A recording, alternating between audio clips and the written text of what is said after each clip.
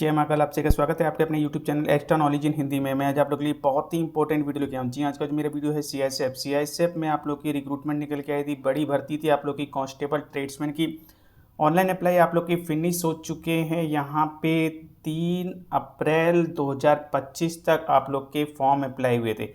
बड़ी भर्ती थी कांस्टेबल ट्रेड्समैन की। कई ट्रेडों में आप लोग की वैकेंसी निकल के आई थी। सबसे पहले आप लोग का physical trade test document verification यहाँ पे होने वाला है।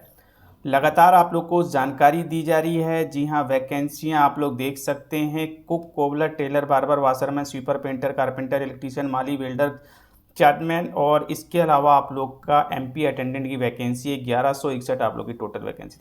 फॉर्म आप लोगों ने अप्लाई कर दिया है। फॉर्म अप्लाई के बाद जो सबसे इम्पोर्टेंट चीज़ है वो ये है फॉर्म का क्या स्टेटस रहने वाला है। मीन्स आपका फॉर्म एक्सेप्ट होता है, रिजेक्ट होता है, ये बहुत ही इम्पोर्टेंट रहेगा। जी हाँ, काफ़ी बच्चे यहाँ पे परेशान हैं डोमिसाइल सर्टिफिकेट को लेकर के। डोमिसाइल सर्टिफिकेट सर मेरा काफ़ी पुराना है या फिर मीन्स कुछ और अदर प्रॉब्लम्स जो कि डोमिसाइल सर्टिफिकेट को लेकर के है। कई क्वेश्चंस बच्चों के आए थे, मैंने सभी क्वेश्चंस नोट कर रखे हैं।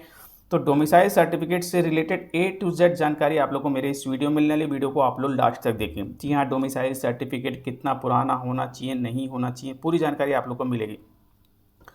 तो भर्ती आप लोगों ने देख ली है, बड़ी भर्ती है और डॉक्यूमेंट वेरिफिकेशन आप लोग का सबसे पहले ही होगा। जी हाँ, फिजिकल ट्रेड टेस्ट और डॉक्यूमेंट वेरिफिकेशन सबसे पहले होने वाला है।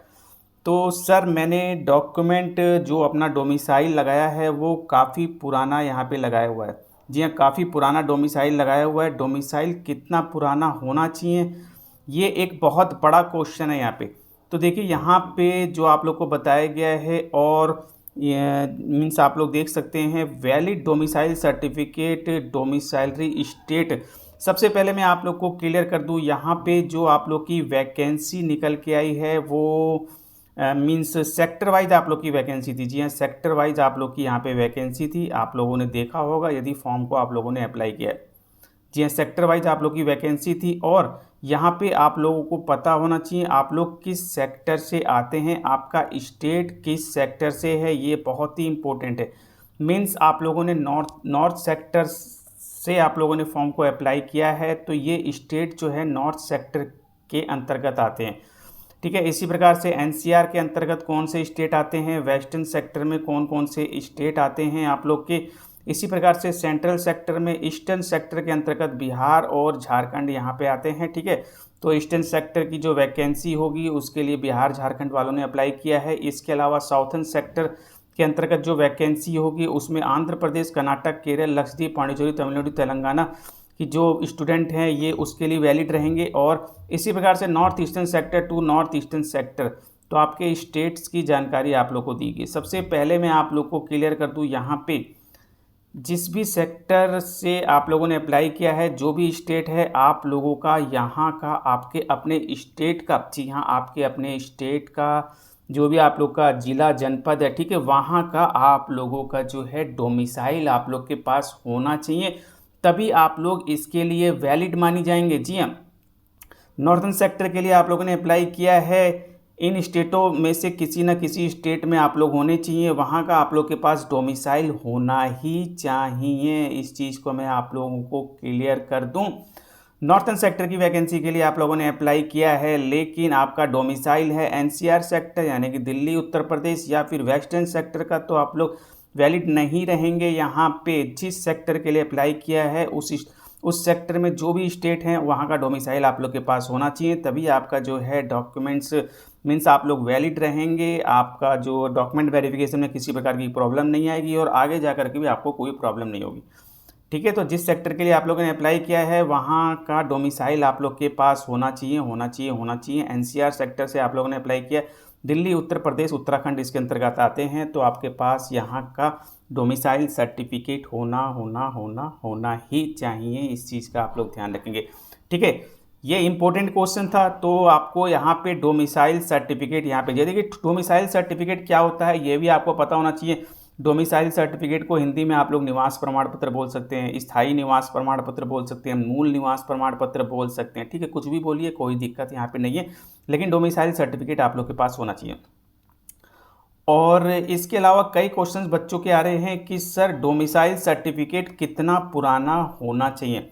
जी हाँ, डोमिसाइल सर्टिफिकेट कितना पुराना होना चाहिए। देखिए, डोमिसाइल सर्टिफिकेट में आप लोग को बता दूं, मूल निवास प्रमाण पत्र, जैसा कि आप लोग जानते हैं, यदि आप लोगों ने बनवाया होगा तो आप लोग को पता होगा, अलग अलग क्राइटेरिया होते हैं, अलग अलग स्टेट के अनुसार से आप लोग 3 साल से वहाँ पे रह रहे हों, स्थायी निवासी हों, आपके माता पिता वहाँ पे मीन्स वहाँ के स्थायी निवासी हो, ठीक है। इस प्रकार से आप लोग का जो अलग अलग स्टेट में क्राइटेरिया होता है, डॉक्यूमेंट्स वगैरह आप लोग को जमा करने होते हैं, उसके बाद आप लोग का जो है डोमिसाइल सर्टिफिकेट बनता है, आप लोग को पता होना चाहिए, ठीक है। तो डोमिसाइल सर्टिफिकेट जो होता है वो आजीवन, जी हाँ, आजीवन वैलिड होता है यहाँ पे, जी हाँ, लाइफ टाइम के लिए होता है। ये मैं आप लोग को क्लियर कर दूं।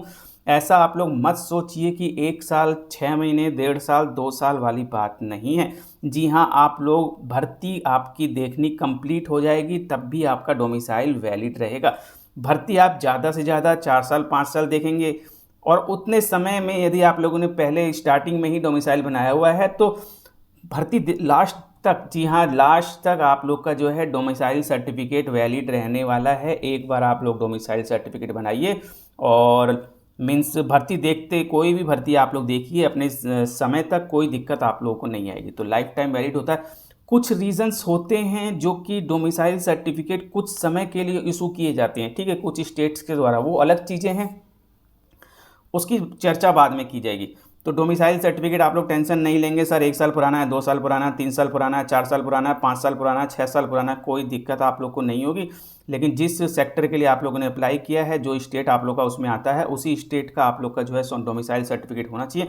अदर स्टेट का आप लोग के पास डोमिसाइल सर्टिफिकेट होगा तो आप वैलिड नहीं रहेंगे। इसके अलावा मैं आप लोग को बता दूँ, कई बच्चे ओबीसी SC ST वगैरह बनवाते हैं, वो किसी अदर स्टेट का होता है, डोमिसाइल किसी अदर स्टेट का होता है, तो वैलिड नहीं है, आपकी कैंडिडेचर रद्द हो जाएगी। ध्यान रखिएगा, कास्ट सर्टिफिकेट और डोमिसाइल सर्टिफिकेट एक ही स्टेट का होना चाहिए। जी हाँ, कास्ट सर्टिफिकेट और डोमिसाइल सर्टिफिकेट एक ही स्टेट का होना चाहिए। जो भी चीज़ें मुझे याद आ रही है मैं सब कुछ आप लोग को क्लियर करता चल रहा हूँ। ये बहुत ही इंपॉर्टेंट चीज़ें हैं। देखिए, यहाँ पे आप लोग देख सकते हैं, नीचे डॉक्यूमेंटेशन के बारे में आप लोग को बताया कौन कौन से सर्टिफिकेट आप लोग को चाहिए, जो कि डॉक्यूमेंट जब भी आपका DV होगा फर्स्ट स्टेज में, उसमें आप लोग को लेकर के जाना होगा। इसमें डोमिसाइल के बारे में बताया, डोमिसाइल सर्टिफिकेट इशू होना चाहिए, competent authority proof there domicile domiciliary status के बारे में आपको बताया जाएगा, ठीक है।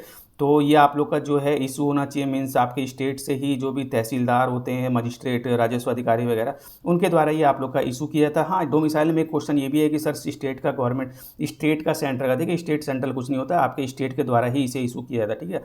आप जिस स्टेट से हैं और जिस जनपद में, जिस जिले में आप लोग रह रहे हैं, वहीं से ही आपका जो है इशू होता है, ठीक है।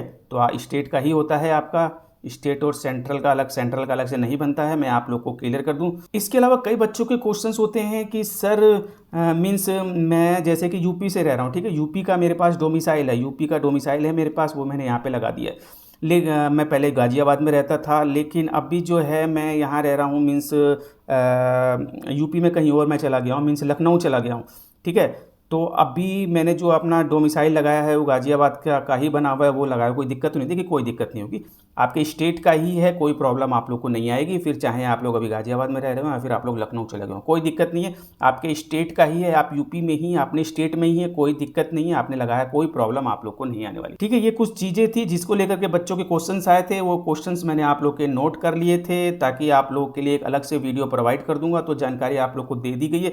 अभी भी कुछ प्रॉब्लम्स आ रही हैं तो आप लोग पूछ सकते हैं, नोटिफिकेशन वगैरह दिया है, आप लोग इसे रीड करेंगे तो जानकारी मिल जाएगी। जिस प्रकार से मैंने आप लोग को डोमिसाइल की प्रॉब्लम दूर कर दी, कोई और प्रॉब्लम आ रही है बिल्कुल पूछिए, आप लोग को जानकारी दी जाएगी। तो मिलते हैं इसी प्रकार नेक्स्ट टोटमर जान पर आप लोगों से चैनल सब्सक्राइब करो, लाइक जो बेल आइकन बटन को जरूरत है, इसी प्रकार के इंपॉर्टेंट इन्फॉर्मेटिव आप लोग। Thank you, next